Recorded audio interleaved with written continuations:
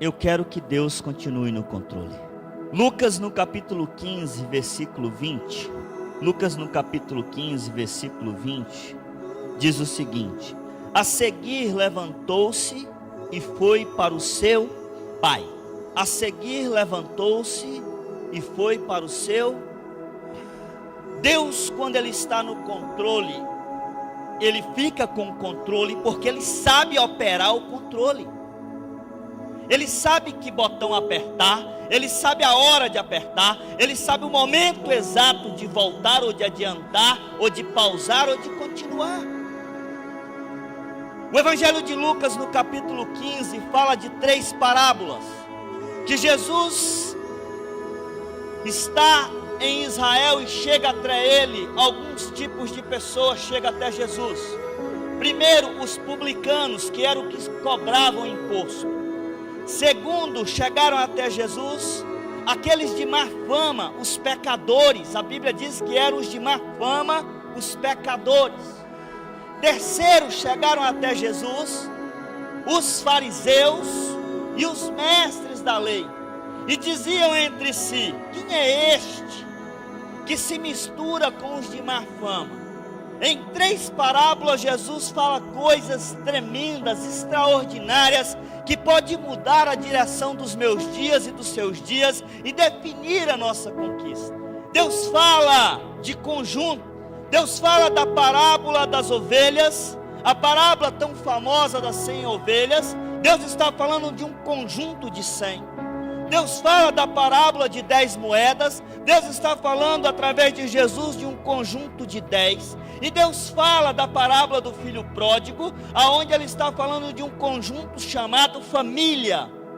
Nas 3 parábolas Deus fala de conjunto e Deus fala de valores. Deus fala do valor da ovelha 100, Deus fala do valor da moeda que se perdeu, e Deus fala do valor do filho pródigo, do filho perdido. Deus também usa Jesus para falar do valor que tinha cada um deles e como eram valorizados. Nas 3 parábolas Deus fala de casa. As 3 parábolas apresentam que existiam casas aonde eles voltavam para aquela casa e se alegravam. Nas 3 parábolas Jesus fala de casa e de alegria, que ao reconquistar a ovelha, ao reconquistar a moeda, ao reconquistar o filho, houve celebração naquela casa. Hoje Deus vai lhe levar a viver os valores certos e exatos que a palavra diz que você tem direito e pode usufruir deles. Sabe, querido, um capítulo tão pequeno que se lê com 7 minutos, com tanta riqueza de detalhes. Mas existe alguma diferença entre essas parábolas. Mas eu quero falar com você hoje, focado na parábola do filho perdido. Um jovem que se apresenta diante do seu pai. Ele cresce em uma casa onde não faltava nada, e ele toma 2 decisões erradas. Para mim falar que Deus está no controle, eu quero lhe falar primeiro do poder da decisão. No livro Inconformados eu dedico um capítulo falando do poder da decisão tomada,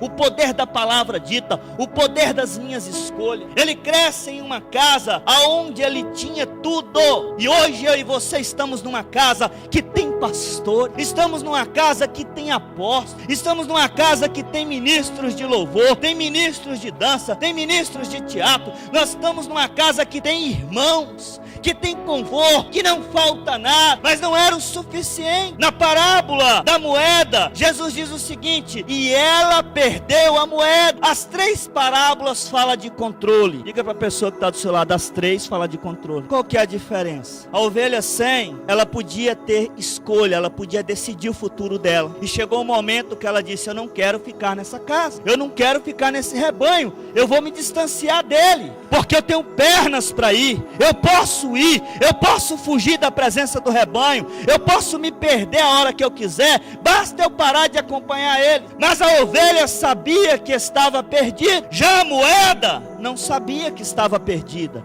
A moeda não sabia escolher, não podia escolher porque era um objeto inanimado. Ela estava no controle da mulher que era dona dela. Já o filho, além de ter o direito de escolha, ele sabia dos direitos de herança dele. Ele sabia que ele tinha direito à herança.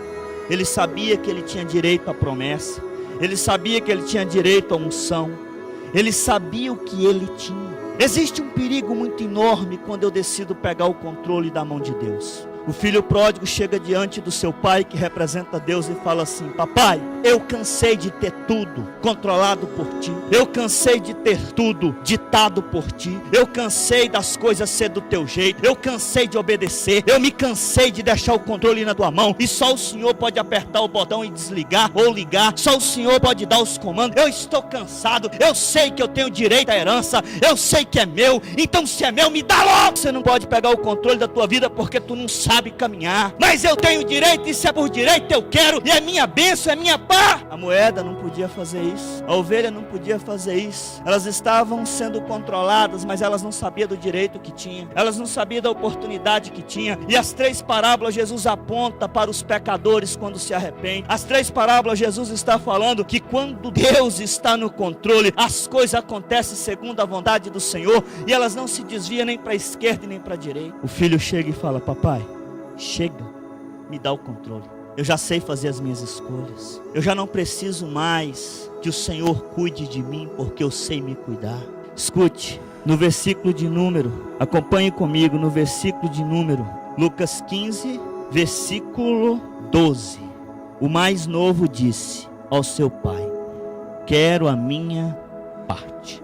O momento em que ele decide pegar o controle da mão de Deus. O momento em que ele decide falar: pai, eu não quero o Senhor mais no controle da minha vida. Quantas vezes pessoas que estão dentro do rebanho, representando a ovelha 100, pede a Deus o controle da sua vida espiritual. Confiavam em Deus enquanto consideravam crianças. Confiavam nos seus pastores, nos seus servos, nas suas servas, que era o caso daquele jovem. Ele tinha todos os servos da casa a favor dele. Ele tinha cozinheiras, ele tinha servos para cuidar da roupa, ele tinha pessoas, ele tinha o pai, ele tinha o irmão, mas não era o suficiente, ele queria o controle. O momento da escolha dele, o momento da escolha no versículo 12, ele toma uma decisão de falar: papai, me dá esse controle aí, me dá esse controle, porque eu vou assumir a minha vida. O que eu quero falar com você hoje? Que se nós não soubermos tomar as nossas decisões, nós pegamos o controle da mão de Deus, só porque achamos que temos direito à bênção, só porque acreditamos que existe uma promessa, queremos pegar o controle. Sabe o que Jesus estava falando para aqueles publicanos, para aqueles mestres da lei? Ele estava falando assim: olhem para mim, eu estou falando de uma moeda que uma mulher, mesmo cuidando e controlando, conseguiu perder, mas ela sabia o valor daquela moeda. O valor daquela moeda não era preço numérico, era um valor porque ela fazia parte de um conjunto chamado 10. E 9 não tinha valor sem a 10ª parte. Aquela moeda fazia parte de uma coleção de 10, e as 10 só teria valor se estivesse as 10 partes. Se eu apresentar as 9, fica faltando, me faz perdedor. A sua vida só tem sentido, a minha vida só tem sentido se nós formos um bom cristão, mas também eu for um bom pai. A minha vida não tem sentido eu ser bom em 9 partes, mas ter uma que eu sou ruim. A minha vida não tem sentido se eu for um bom apóstolo, mas eu não for um bom esposo. A minha vida não tem sentido se eu for um bom testemunho de crente, mas eu não ser um bom testemunho na sociedade. A minha vida não tem sentido se eu tiver 9 partes boas e faltar uma moeda que faz o completo, que me torna completo, que me torna capaz, que me torna valioso. 9 partes não me engrandece. O que me engrandece é que quando é o conjunto, tem que estar completo. Jesus está dizendo para os publicanos: não adianta eu ter 99, e o texto diz assim: ninguém vai celebrar por causa das 99,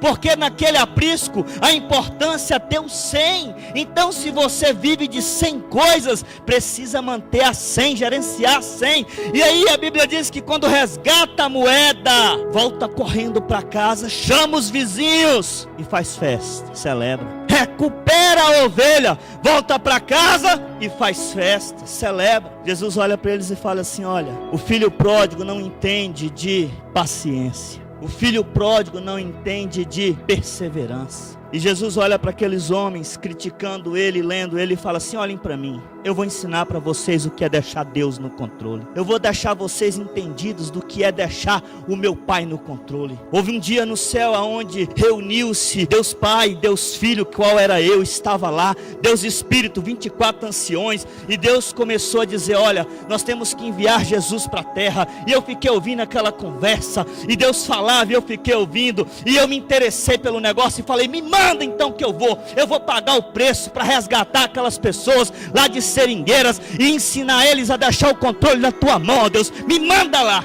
Sabe o que Jesus fez? Ele nasceu, e ele descobriu que ele tinha poder. Diga para a pessoa que está do seu lado, ele tinha poder.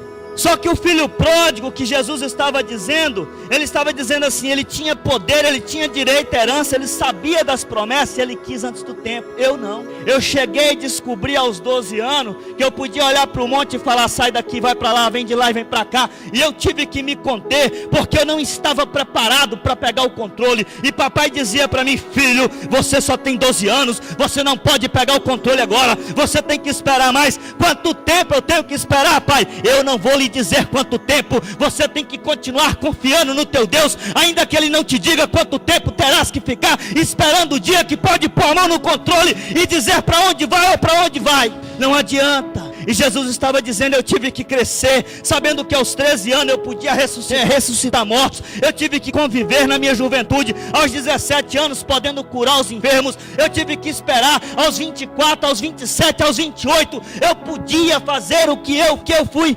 determinado a fazer, mas eu não quis pegar o controle da mão de... E Jesus estava dizendo para eles, eu não quis pegar o controle, porque precisou que Deus me capacitasse. Deus colocou Jesus num processo de capacitação, de busca, de conhecimento, de sabedoria, de leitura, de estudo. Jesus conhecia todos os livros proféticos da época, Jesus conhecia todos os livros históricos da época. Hoje, numa época de tecnologia, as pessoas estão decididas a não buscar conhecimento bíblico. Cristãos que ainda não leu a Bíblia nem uma vez toda, cristãos que ainda não sabem o que é Pentateuco, cristãos que não se preocupam em conhecer. Jesus se capacitou porque Ele queria pegar o controle, Ele queria pôr a mão no controle. E Deus disse assim, só te darei o controle depois que eu fizer o cerimonial de colação de grau. Eu não vou te deixar pegar o controle. Você vai ter que ir até o Jordão, você vai ter que se submeter ao governo de outro homem, para que você aprenda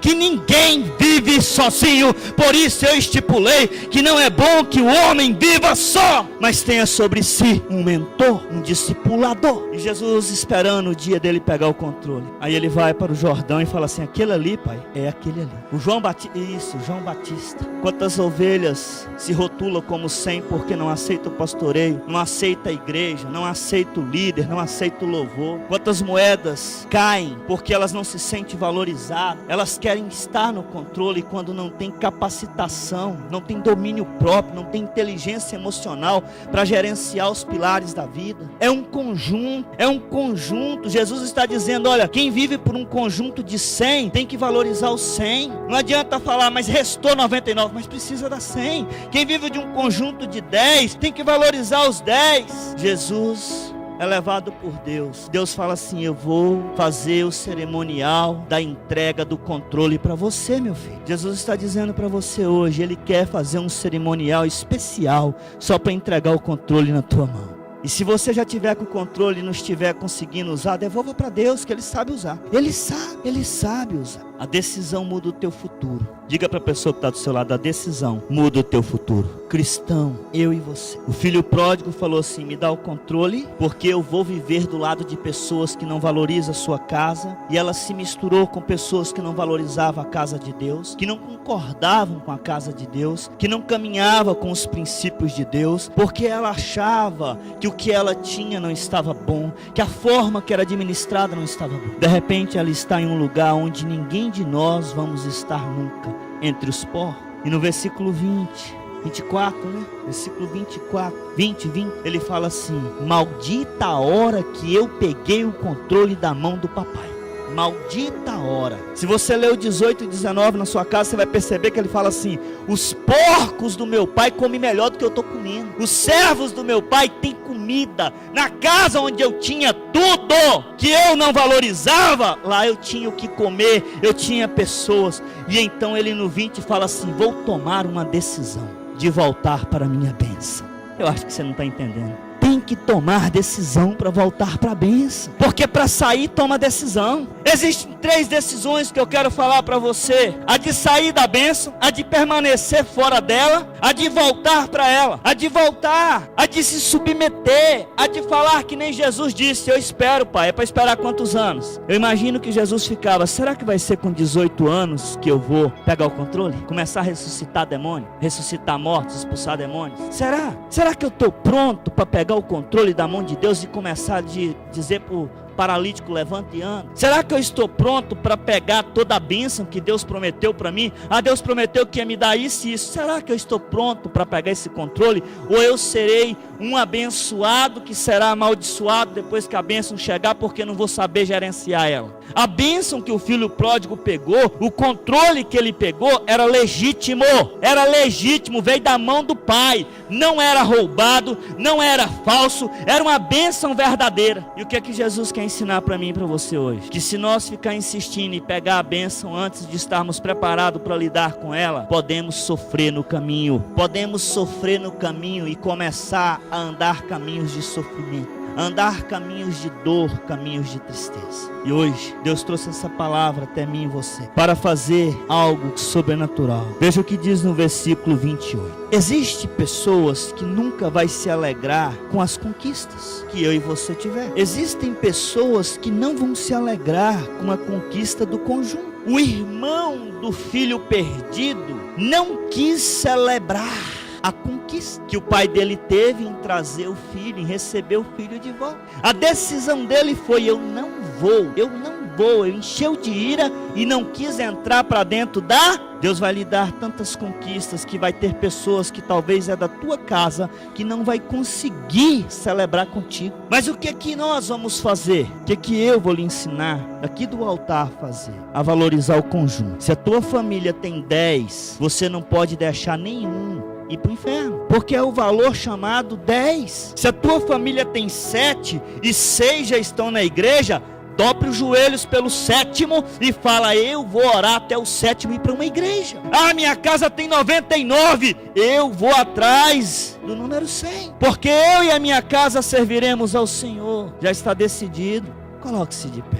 Quanto tempo tem que você está falando: Deus, cadê minha bênção? Cadê minha prosperidade? Cadê minha cura? Cadê minha libertação? Cadê aquilo que o Senhor prometeu através da boca do apóstolo, através da boca dos pastores, através da tua palavra? Eu quero só que você fale assim: Deus, eu não quero ser o filho pródigo de pegar o controle antes da hora. Eu quero saber pelo menos apertar o play dele quando eu pegar. É provado que 97% das pessoas que compram aparelhos que vêm com controle, elas não sabem usar o controle que vem. 97% não sabe usar o controle. Quando um cristão não sabe administrar a sua bênção, não está preparado para ela, ela precisa dizer o que? Deus, continue no controle. Feche os teus olhos e você vai tomar uma decisão. Se você está pronto para pegar o controle em algumas áreas da sua vida, fala: Deus, eu já estou pronto para pegar o controle em algumas áreas. Isso é tão simples como você imaginar um casamento. Quantos jovens querem casar?